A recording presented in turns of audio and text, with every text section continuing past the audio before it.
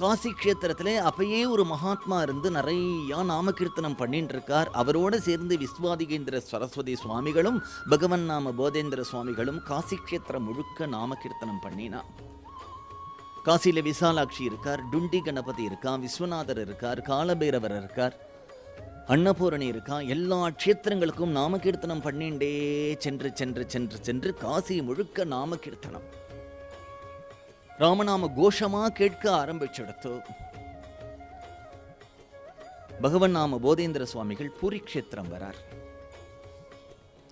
வேதத்திலேயே 2 க்ஷேத்திரத்தை பத்தி தான் சொல்லியிருக்கு. ஒன்று திருப்பதி, இன்னொன்னு பூரி ஜெகநாதம்.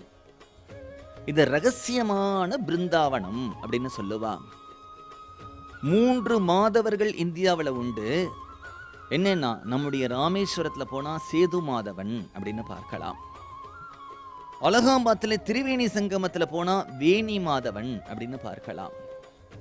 காசி க்ஷேத்திரத்தில் போனா பிந்து மாதவன் அப்படின்னு பார்க்கலாம். அது மாதிரி 3 ஜெகநாதம் உண்டு. திருப்புல்லானி அப்படிங்கிற க்ஷேத்திரத்திலே கடலடைத்த பெருமாள் அப்படின்னு திவ்ய தேசத்திலே எந்த இடத்துல ராமர் தர்பசயனத்தில் படுத்துட்டு இருந்தாரோ, சந்தான கோபாலகிருஷ்ணன் இருக்கானோ, அங்க இருக்கக்கூடிய ஜெகநாதர், அங்க இருக்க ஆதி ஜெகநாதன். நம்ம திருமழிசைங்கிற க்ஷேத்திரம் திருமழிசை ஆழ்வாருடைய அவதார ஸ்தலம். சென்னைக்கு சமீபத்திலே அங்க ஒரு ஜெகநாதர் இருக்கார், மத்திய ஜெகநாதர். பூரி க்ஷேத்திரத்தில் இருந்தா அங்க இருக்கக்கூடிய ஜெகநாதர். 3 ஜெகநாதம். புரி ஜெகநாதத்தில் இன்றைக்கும் போய் பார்த்தா ஆச்சரியமான பெரிய கோவில். ரதோத்சவம் தான் அங்கே ரொம்ப விசேஷம். ஒரு ஊரே நகர்ந்து வரா மாதிரி இருக்கும். அவ்வளவு பெரிய ரதத்தில் சுவாமி வருவார். எங்க பார்த்தாலும் நாமகோஷம் கேட்கும். சைத்தன்ய மகாபிரபு தன்னுடைய வாழ்க்கையிலே 12 வருஷங்கள் இந்த பூரி க்ஷேத்திரத்திலேயே அதில் இருக்கக்கூடிய கம்பீரா குகை அப்படிங்கிற ஒரு இடத்துல இருந்தார்.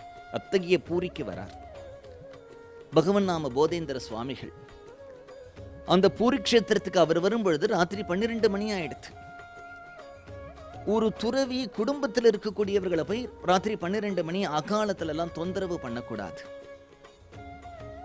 அதனால கார்த்தால இந்த வீட்டுக்கு பொழுது விடிஞ்சா போய்க்கலாம். எங்க போய் தங்கறது? அந்த வீட்டு திண்ணையிலேயே படுத்துண்டார். மகான்களுக்கு தூக்கம் கிடையாது.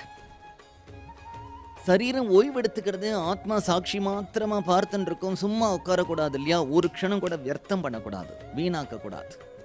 யார் உலகத்துல சோம்பேறியா இருக்கானோ அவனை பத்தி வேதம் என்ன சொல்றதுன்னா, அவனுடைய பாப்பத்தை அவனே சாப்பிடுறான். என்ன, அவன் சாதம் சாப்பிடலையா? சோம்பேறியா இந்த உலகத்துக்கு எந்த கான்ட்ரிபியூஷனும் பண்ணாம அவன் தனக்குத்தானே சும்மா சாப்பிட்டு உட்கார்ந்து இருக்கானே, தன்னுடைய பாப்பத்தை தானே சாப்பிடுறான்னு வேதம் சொல்றது. பகவன் நாம போதேந்திர சுவாமிகள் அந்த வீட்டுக்கு வந்தார். அந்த வீட்டு திண்ணையில உட்கார்ந்துட்டு இருந்தார். அப்படியே உட்கார்ந்துட்டு ராம ராம ராம ராம ராம ராம ராம அப்படியே ஜபம் பண்ணிட்டு இருக்கார். கார்த்தால இந்த வீட்டில் இருக்கிறவாளை பார்க்கலாம்னா ராத்திரி 12:30 1 மணி 2 மணிக்கு ஒருத்தர் வந்து அந்த வீட்டு கதவை தட்டுறார். பக்கத்துல ஒரு பெண்.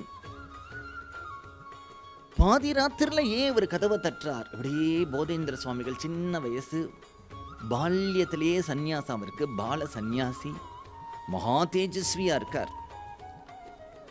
பார்க்கிறா, அப்படியே பார்த்துட்டு இருக்காரு என்ன நடக்கிறது. கதவு தட்டின உடனே அங்கிருந்து ஜெகநாத கவின்னு லக்ஷ்மிதர கவியினுடைய பையன் வந்து கதவை திறக்கிறார். அந்த காலத்துல எல்லாம் கரண்ட் லைட் கிடையாது இல்லையா, எலக்ட்ரிக் லைட். கையில ஒரு விளக்க பிடிச்சிட்டு வந்து கதவை திறக்கிறார்.